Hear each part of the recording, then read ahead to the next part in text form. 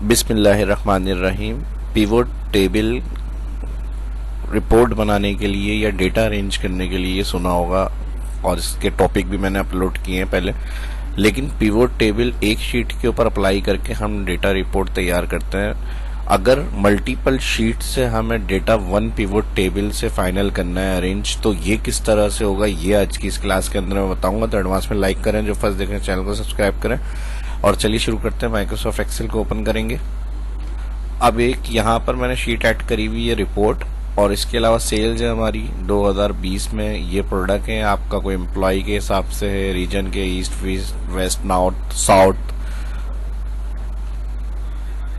उसमें आपको शीट में रिकॉर्ड आपने मेंटेन करा हुआ है ईयर के नाम से कि 2020 का डेटा है। फिर हमने 2021 में सेल का रिकॉर्ड बनाया हुआ है, फिर हमने 2022 में सेल्स का रिकॉर्ड बनाया हुआ है। अब ये नाम रिपीट हुए हुए कि अलग अलग टाइम पे हमने ये क्वांटिटी में सेल करी है। अब इन सब शीट्स की रिपोर्ट यहाँ पर फाइनल होनी चाहिए। तो पिवोट टेबल का ऑप्शन, जिन्होंने पहले मेरे लेक्चर देखे हैं तो उनको पता है कि डाटा को अरेंज करने के लिए, डाटा को तरतीब में लाने के लिए हम इसको यूज़ करते हैं। लेकिन अगर मल्टीपल शीट से हमें एक पिवोट टेबल की रिपोर्ट तैयार करनी है तो वो किस तरह से होगा ये आज की इस वीडियो के अंदर देखेंगे। वैसे नॉर्मल इंसर्ट मेन्यू में ये ऑप्शन अवेलेबल होता है पिवोट टेबल, लेकिन जब हम मल्टीपल शीट से पिवोट टेबल बनाते हैं तो फिर हम इस ऑप्शन का यूज़ नहीं करेंगे। इसके लिए हम शॉर्टकट की अप्लाई करेंगे। शॉर्टकट की के लिए कीबोर्ड से आप ऑल्टर डी, जैसे ही ऑल्टर डी प्रेस करेंगे या कंटिन्यू टाइपिंग द मेन्यू की sequence from an earlier version of press, तो यहाँ पर आप डी के बाद पिवोट टेबल विजार्ड का ऑप्शन ऑन करने के लिए पी प्रेस करेंगे। ठीक है, ऑल्टर डी और फिर पी।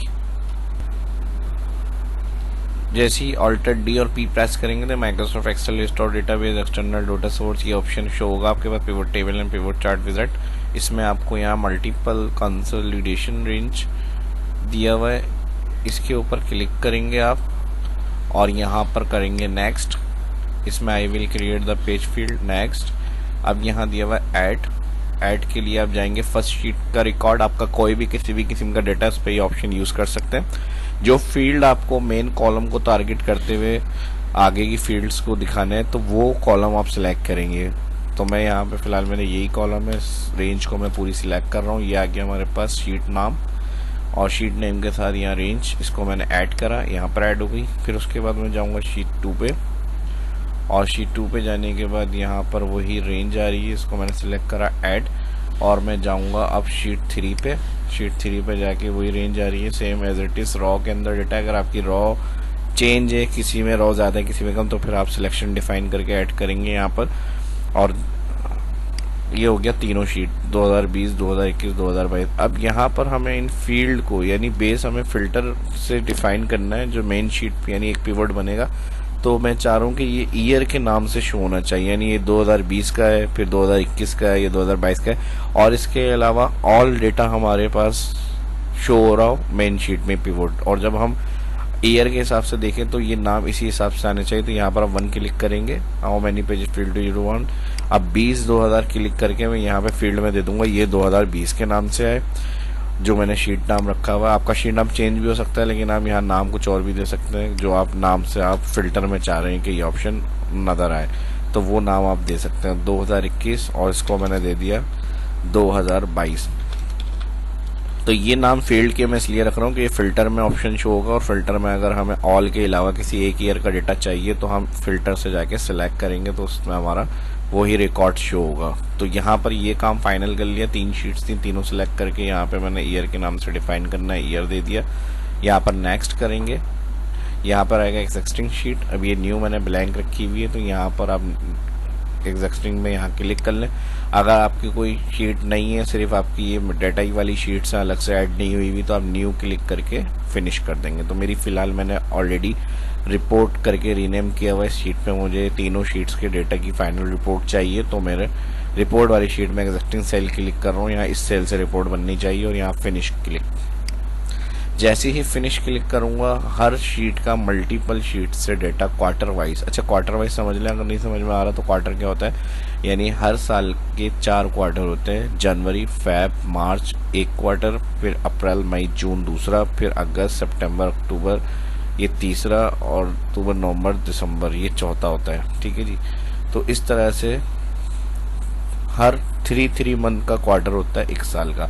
तो अब ये तीनों शीट से डाटा सम करके हमारे पास एक फाइनल पिवोट टेबल में रिपोर्ट बनी हुई है, और इस हिसाब से यहाँ पर हमारे पास डाटा बना हुआ आ रहा है। और इसको हम यहाँ से सिलेक्ट करेंगे 2020, तो ये सिर्फ 2020 की रिपोर्ट आ गई। इसी तरह मैं 2021 कर रहा हूँ, ये 2021 की रिपोर्ट आ गई। तो ये वो नाम थे जो मैंने फील्ड 1 में जाके नाम से डिफाइन किए थे कि फिल्टर में हमारे पास ईयर के हिसाब से आ रहे होंगे, तो जो ईयर हमें चाहिए उस हिसाब से हम ईयर का डेटा चेक कर लेंगे। इसको ऑल करेंगे तो ऑल का रिकॉर्ड आ जाएगा।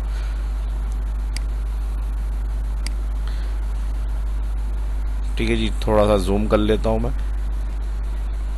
अब पिवट टेबल में जो डेटा हमारे रिपीट लेवल्स होंगे, यानी जो नाम हमारे रिपीट होंगे जिस कॉलम को बेस करते हुए हमने अदर रिपोर्ट बनाई है, तो वो मर्ज होकर आ रहे होते हैं यहाँ पे, यानी जितने रिपीटेड नाम होंगे वो यूनिक नाम करके उनके साथ सारे यहाँ पे वैल्यू को शो कर रहे हैं। अब इसी के साथ हम चाह रहे हैं कि हर शीट की सेपरेट रिपोर्ट आए, 2020 के डेटा की अलग रिपोर्ट सम होकर आए, 2021 की, 2022 की। तो ये फाइनल करने के बाद यहीं पे आपको एनालाइज, जब पिवट टेबल क्लिक करेंगे तो एनालाइज मिलेगा। एनालाइज में यहाँ पर ऑप्शन है शो रिपोर्ट फिल्टर, इसमें जाकर ओके कर दें।